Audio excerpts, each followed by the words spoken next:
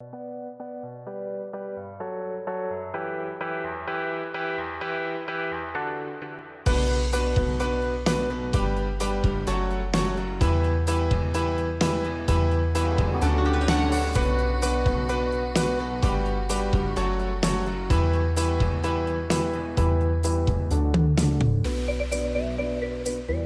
états généraux sont donc les bienvenus pour permettre aujourd'hui et demain au Lot-et-Garonne de prendre toute sa part dans ce secteur.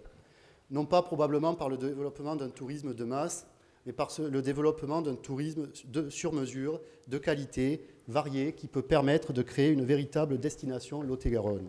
Notre objectif commun à tous, c'est de faire en sorte que nous passions un autre palier, parce que nous avons des potentialités, nous sommes Lot-et-Garonnais pour la plupart, donc nous les connaissons, toutes ces potentialités. Encore faut-il les mettre en exergue. L'objectif national pour 2020, c'est 100 millions de touristes accueillis dans notre pays.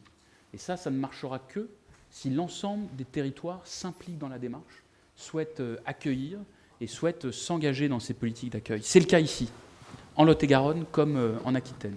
Sur l'ensemble du département, il y a des capacités d'accueil et des structures d'accueil avec un fait notable, c'est que de plus en plus de particuliers se lancent aussi, notamment dans l'agriculture, avec un agritourisme et un œnotourisme qui se développent très fortement.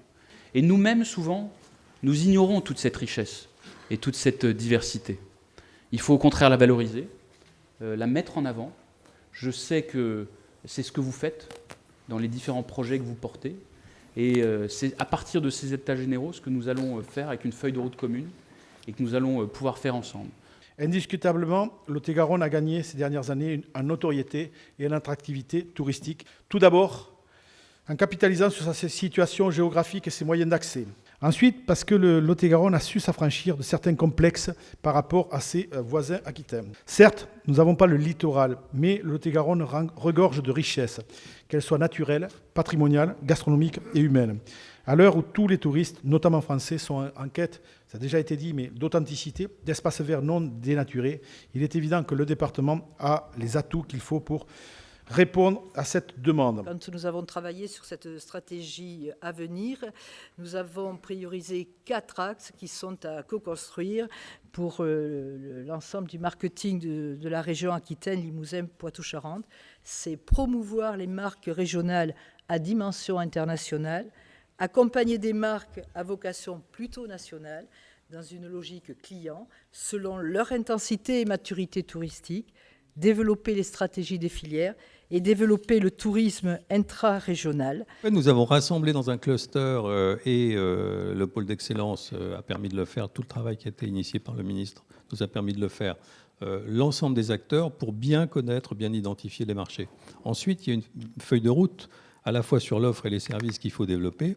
Là, on arrive à partir de cette identification, à élaborer les produits qui conviennent, à savoir ce qu'il faut élaborer comme produit. Ensuite, c'est relativement facile, à condition de mettre les moyens, de promouvoir cette offre à l'international. Je voulais dire qu'il est dommage que le tourisme en Lot-et-Garonne ne dure qu'un mois et demi, c'est-à-dire du 1er juillet au 15 août, et qu'en dehors de ces heures-là, tout est fermé. Ça renvoie à ce dont tout le monde parlait ici autour de la table, c'est-à-dire la qualité de l'accueil. Et le comité départemental du tourisme a beaucoup travaillé sur l'image, l'accueil, sourire du Lot-et-Garonne. C'est là-dessus aussi, je pense que c'est une piste et un élément de travail extrêmement important.